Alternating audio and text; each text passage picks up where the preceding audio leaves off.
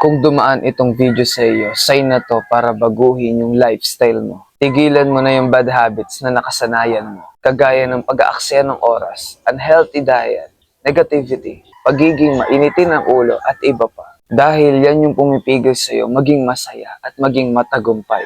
Alam mo ba, deserve mo yung buhay na gusto mo.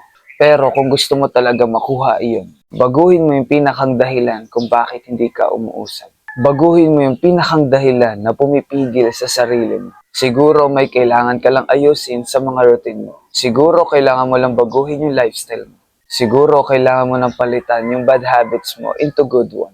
And this is your sign and chance para gumawa ng pagbabago sa buhay mo ngayong araw. Hindi ibang tao ang gagawa ng paraan para umayos ka.